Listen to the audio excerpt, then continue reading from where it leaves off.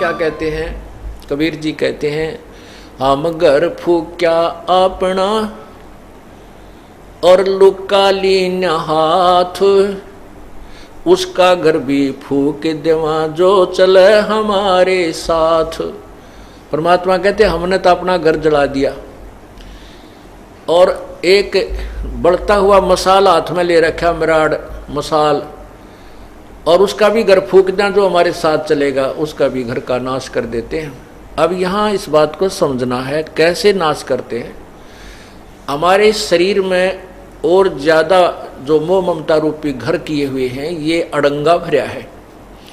कहते हैं जो हमने तो अपना ये घर साफ कर लिया, फूक फाक दिया, इसके अंदर जो कबाड़ भरा था, और उसका घर भी फूक दें जो हमारे साथ, अर्थात हमारा पंथी होगा, हमारा हम सफ़र होगा, हमारे अनुसार जो चलेगा, उसका भी ये सारा कुबाड़, उसके घर के अंदर का सारा गंद जला देंगे।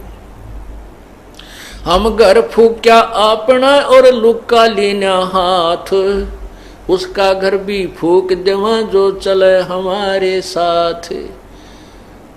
एक बार श्री नानक जी अपने दो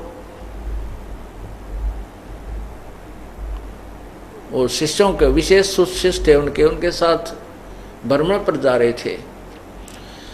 एक वृद्धा उनकी बहुत अच्छी सेविका थी, वो उनके वहाँ रुके, तीनों जने। बुढ़िया ने बड़ी सेवा करी, गायें बांध रखी थी। हाँ, पहले वो जाते थे तो बुढ़िया बहुत ज़्यादा समय गुरुजी के पास बैठ करके ज्ञान सुनने में लगाती थी।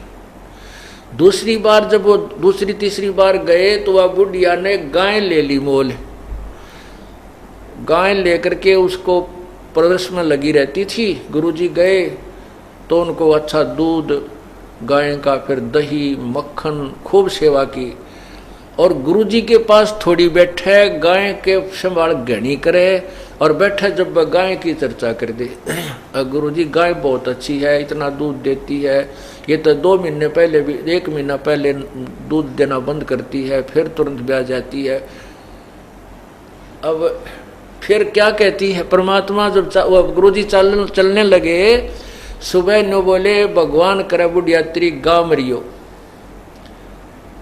ओ ले भाई, ये गाँव मरियो, ये आशीर्वाद दे दिया कि परमात्मा रब करे तेरी गाँव मरियो।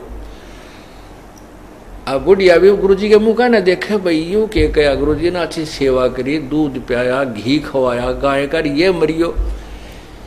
तो आगे चल के वो दोनों शिष्य पूछने लगे, गुरुदेव आपने उस बुढ़िया का दिल तोड़ दिया, वो तो बड़ी खुश हो रही थी गाय को पाल करके, और आपने दुर्शीष दे दी कि उसकी गाय मरे और वो तो बहुत दुखी हो जाएगी। तो गुरुजी बोले, भाई फिर बताऊंगा इस प्रश्न का उत्तर, अभी मैं कुछ नहीं दे सकता। अब वह तीसरे दिन गाय मर गई, बीमार होकर गाय मर गई। बुढ़िया 2-4 दिन तक दुख पाई, फिर वह फुर्सत होगी। तो पहले तो वो नित्यनेम सुबह का जो गुटका भी ना कर पावा थी, है उस गाय मुड़जी पुड़ज रह जाती, दिन मरण के रह रहे, थोड़े कति बुढ़ापा हो रहा, कोडी कोडी चालर गां के चिपटी रही थी, भजन ना करे थी।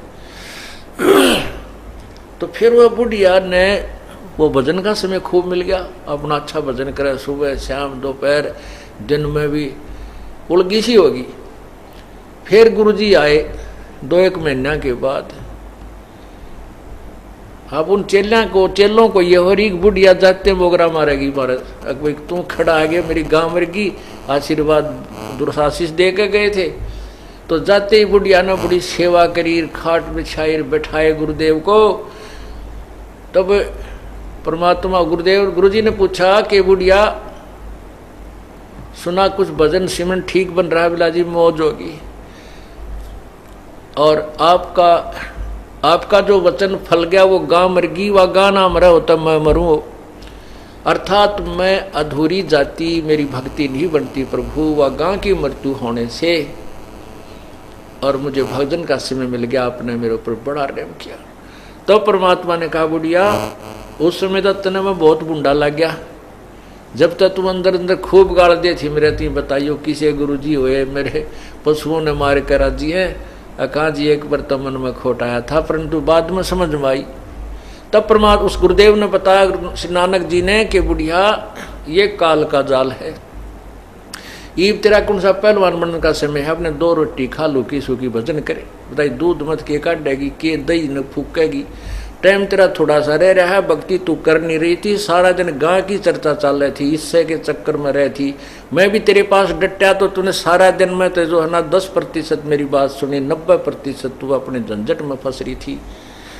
अब तेरे उपकार के लिए ये आशीर्वाद देना पड़ा कि तेरी या गऊ यहाँ से छुटे।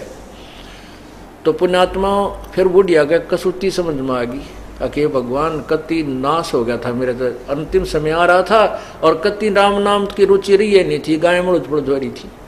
तो पुण्यात्मा संत जो करते हैं वो ठीक करते हैं, भगवान जो करता है वो बहुत अच्छा करता है। उसके लिए क्या बताते हैं कि कोट जन्म तन भर मत होगे कुछ ना हाथ लगा रे, कुकर सुकर खरबा बोरे कौआ हंस वगारे, कोटि जन्म तू राजा की न मिटी न मन की आशा, और भिक्षक होकर दर दर घूम लिया ये मिला ना निर्गुण रासा। इंद्र कुबेर इसकी पदवी ब्रह्मा वरुण धर्मराया, और विष्णुनाथ के लोक को जाके फिर भी उल्टा आया। अब उस माई का यह बात समझ में आई